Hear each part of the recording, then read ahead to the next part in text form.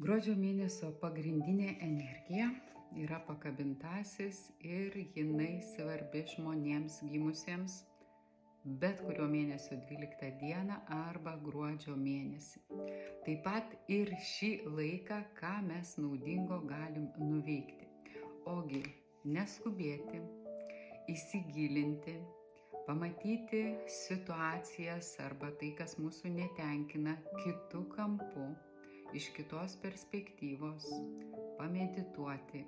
Galbūt jums priimtina yra malda, atsipalaiduoti, lankyti jogos užsiėmimus arba tokį sportą, kur nereikia skubėti, kur nėra intensyvu, klausytis mėgstamos muzikos, tiesiog leisti sau jausti. Tai toks gruodžio mėnuo.